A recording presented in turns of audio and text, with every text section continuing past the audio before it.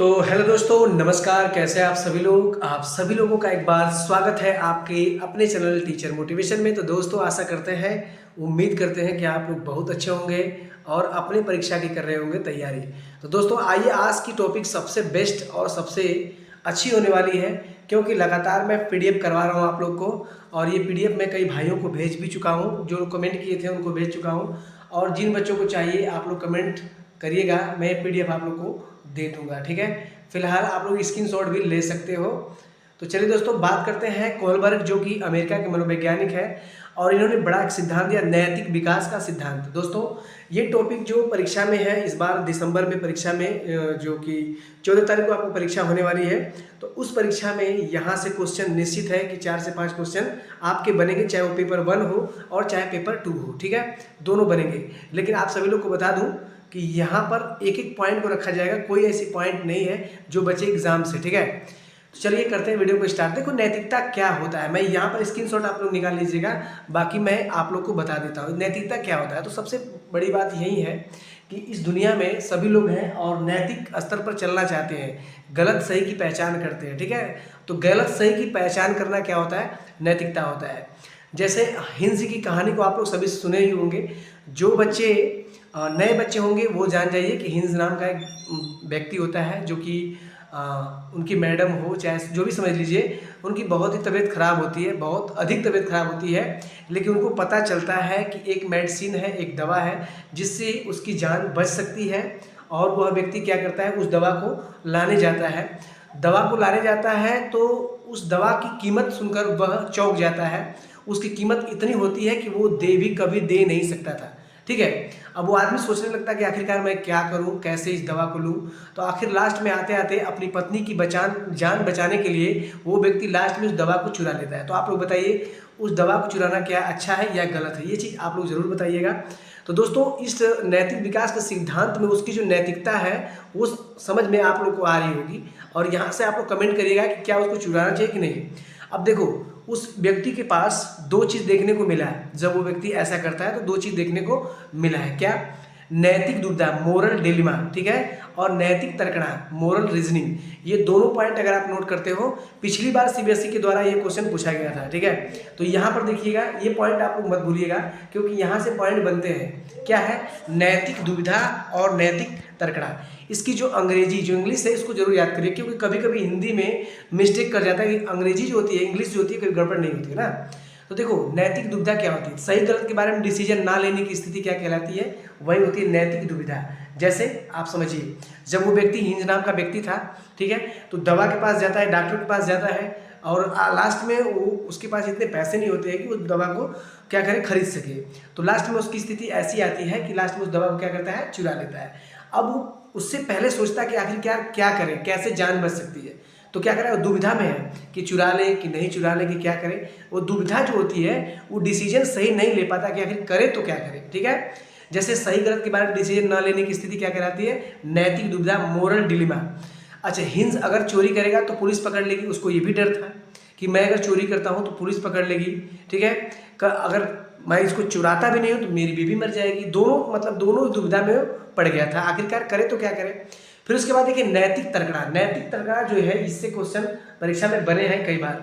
नैतिक तर्कणा क्या होती है, तो सही और गलत के बारे में डिसीजन लेने पर शामिल तर्कता। अब वो डिसीजन ले लिया कि चलो, अब चाहे कुछ भी हो, मेरे साथ कुछ भी हो, मैं निश्चित ही दवा को चुराऊंगा, क्योंकि मेरे पास इतना धन नहीं है, मेरे पास इतना पैसा नहीं है कि मैं डॉक्टर से इसको खरीद सकूं। तो लास्ट में वो क्या करता है, उस दवा को चुरा लेता है। जब वो चुरा लेता, डिसीजन उसका क्लियर हो गया, तो क्या करता है, सही और गलत के बारे में डिसीजन लेने में जो भी उसकी तार्किकता लगती है, मतलब उसको चुराने में जो भी कैसे क्या करें, कैसे चुराएं, तो जितनी भी तार्किकता उसकी थी, इसी को नैतिक तर्कणा कहते हैं, जिसको मोरल रीजनिंग कहते हैं। तो ठीक है, अंत में आप लोग जानेगा कि अंत में हिंज क्या करता है, चोरी कर लेता है। तो दोनों पॉइंट, नैतिक दुविधा और नैतिक तर्कणा, आपके लिए बेस्ट है। स्टोरी पर आप लोग ध्यान देंगे तो पूरी ये हिस्ट्री टाइप आपको समझ में आ जाएगी। अब कोहलबर्ग का नैतिक विकास का सिद्धांत है, इसकी आलोचना बहुत से ऐसे वैज्ञानिक थे जो किए थे, लेकिन इसमें सबसे जो फर्स्ट में आती है, आते हैं कैरोल गिल्गिन। ठीक है, कैरोल गिल्गिन। आप देखिए, कैरोल गिल्गिन जो है, ये तर्क क्या करते हैं भाई, ये बोलते हैं कि कोहलबर्ग ने अपने एक्सपेरिमेंट में महिलाओं को कम प्राथमिकता दी है। ठीक है, मतलब इनके कहने का मतलब क्या है, ये पॉइंट पिछली बार पूछा गया है, इसको पॉइंट नोट कर लीजिएगा आप लोग। ठीक है, ये पॉइंट आप लोग नोट करिए, महिला को कम प्राथमिकता दी गई थी इस सिद्धांत में, तो इसकी आलोचना। ठीक है, उन्होंने तर्क दिया कि पुरुषों की नैतिकता का आधार न्याय है, ठीक है, जबकि स्त्रियों की नैतिकता का आधार क्या है, देखभाल। तो ये दोनों पॉइंट आप लोग नोट कर लीजिएगा। ठीक है, जो बच्चे हमारे चैनल पे पहली बार है, चैनल को सब्सक्राइब कर लीजिएगा, साथ में बेल आइकन को ऑन करिएगा, वीडियो को लाइक कर लीजिएगा। ठीक है, कोलबर्ग। अब देखिए, नैतिक सिद्धांत के 3 लेवल है। ठीक है, 3 लेवल को आप लोग ध्यान से देखिएगा, तीनों लेवल से क्या क्या क्वेश्चन पूछे जाते हैं। तो पहला लेवल है पूर्व परंपरागत या प्राक रूढ़िगत स्तर। देखो, कभी कभी हिंदी में प्राक रूढ़िगत पूछा जाता है, कभी कभी हिंदी में पूर्व परंपरागत। कुल मिला के इसका जो है, इसकी इंग्लिश याद करो, इंग्लिश याद कर लोगे तो आपका काम हो जाएगा। ठीक है, प्री कन्वेंशनल, प्री कन्वेंशनल क्या बोलते हैं, पूर्व परंपरागत अवस्था। अब इसमें जो बच्चा की आयु होती है 4 से 10 वर्ष की आयु होती है, किसी बालक की पहले स्टेज में 4 से 10 वर्ष की आयु होती है। ठीक है, अब इसमें क्या क्या है इसको समझ। पूर्व परंपरागत अवस्था क्या होती है, कभी आपको ऐसा लगे कि ट्रिक से याद करें, तो ट्रिक से कैसे याद करेंगे, तो ट्रिक आप लोग पूर्व पर उत्तर दो, पूर्व से परंपरागत, पूर्व परंपरागत हो जाए, पर से परंपरागत अवस्था, उत्तर से हो जाएगा उत्तर परंपरागत। तीनों स्तर याद कर लीजिएगा, ट्रिक से भी आपको याद हो जाएगा। ठीक है, अब यहाँ पर देखिए, इस अवस्था में नैतिकता शून्य होती है। जब 4 से 10 वर्ष का बालक होता है तो उसके अंदर नैतिकता का ज्ञान कुछ भी नहीं होता है। ठीक है, यानी बच्चों को सही गलत के बारे में कुछ पता नहीं होता है। नैतिक तर्कना दूसरों के मानकों के अनुसार होती है।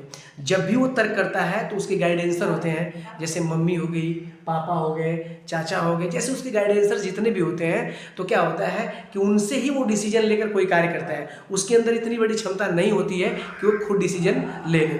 तो इसी को बोलते हैं पूर्व परंपरागत अवस्था या पूर्व प्राक रूढ़िगत स्तर। ठीक है, चलो अब इसमें दो पॉइंट दिया गया है।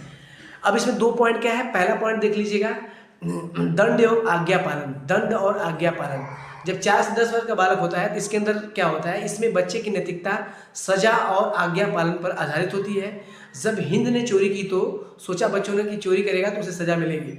जब ये स्टोरी बच्चों को सुनाया गया था तो बच्चों ने सोचा भाई कि हिंद नाम का जो व्यक्ति चोरी करेगा तो पक्का उसे सजा होनी ही है। तो दंड एवं आज्ञा पालन, ये पहला मतलब कि ये लेवल में, पहले लेवल में पहला स्टेज है। ठीक है, आगे देखिएगा, उसी में दूसरा साधनात्मक सापेक्षता उन्मुख, जैसे को तैसा, जैसी करनी वैसी भरनी। इसकी ट्रिक ऐसे ही याद करो कि जैसी करनी वैसी भरनी। ठीक है, जो जैसा करेगा वो वैसा पाएगा। ठीक है, जैसे देखो, जैसे को तैसा कहा जाता है इस स्टेज को। एक बच्चा दूसरे बच्चे के साथ जैसा व्यवहार करेगा तो उसके साथ बच्चा वैसा ही व्यवहार करेगा। ठीक है, तो साधनात्मक सापेक्षता उन्मुख जो होता है आप लोग आसानी से याद करोगे, इसमें तो कुछ भी नहीं रखा गया है।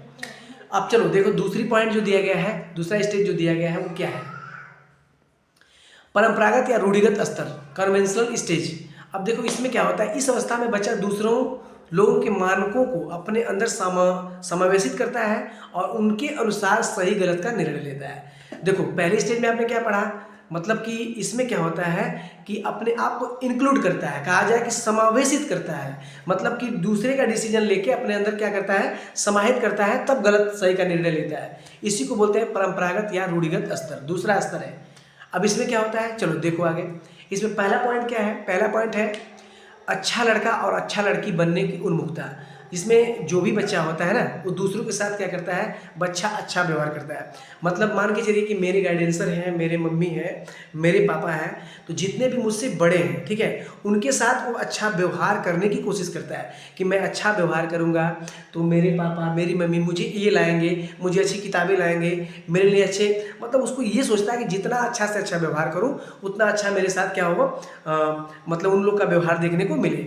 इसी को गोल्डन रूल भी कहते हैं। गोल्डन रूल पूछा जाएगा कभी भी क्वेश्चन में कि गोल्डन रूल की अवस्था किसमें पाई जाती है, तो परंपरागत रूढ़िगत स्तर में।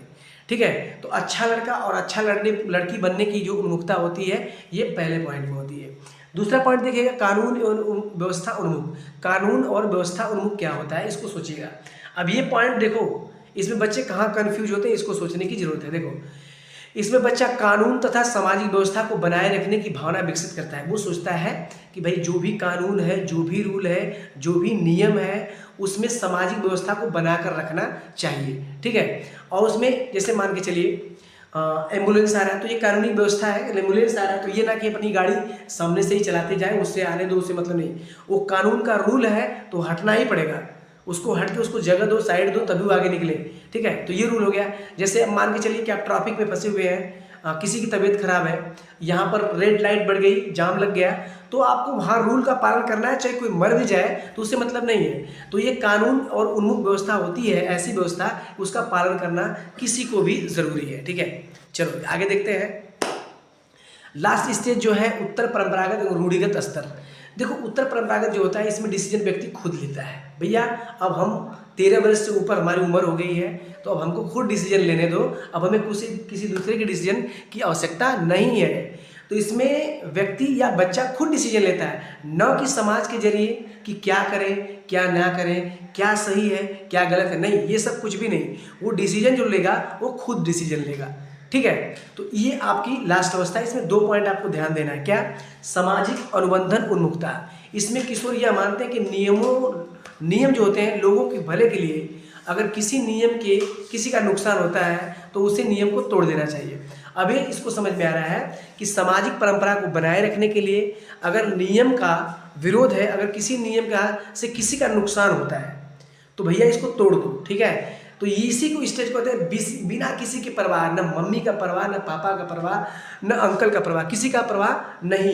ये डिसीजन जो लेना है खुद लेना है भैया, किसी का परवाह नहीं करना है, ये मेरा डिसीजन है, यही सही है। तो इसमें सामाजिक अनुबंधन उन्मुखता में क्या होता है कि वो नियम अपने हिसाब से लेता है, अपने हिसाब से करता है। तो देखो कानून व्यवस्था जो दूसरे वाले स्टेज की थी वो और ये दोनों से कंफ्यूजिंग ज़्यादा होता है, तो इसको बढ़िया से आप लोग देख लीजिएगा। और लास्ट सार्वभौमिक नैतिक सिद्धांत उन्मुखता। अब देखो भैया इसमें क्या करता है बच्चा कि इसमें दूसरों के विचारों से नहीं बल्कि अपने खुद के मानकों के अनुसार व्यवहार करता है। हाँ, इसमें कि दूसरों के फायदे के लिए अपनी जान भी दे देते हैं। मतलब मान के चलिएगा जैसे अब मान लीजिए दूसरे के फायदे में, जैसे भगत सिंह हो गए, सुभाष चंद्र बोस हो गए, जो लोग क्रांतिकारी लोग, जितने लोग भी हैं, तो क्रांतिकारी लोगों ने क्या सोचा भाई कि देश को आज़ाद कराना है, ये कई लोगों की भलाई होगी, यहाँ पर अपनी जान भी चले जाए तो कोई टेंशन नहीं है। तो ऐसे लोगों के ऐसे जो व्यक्ति होते हैं उनके अंदर सार्वभौमिक नैतिक सिद्धांत उन्मुखता देखने को मिलता है। तो दोस्तों टॉपिक कैसी लगी कमेंट जरूर करिएगा। फिलहाल आज के लिए इतना ही, अगली वीडियो मिलते हैं, तब तक के लिए धन्यवाद।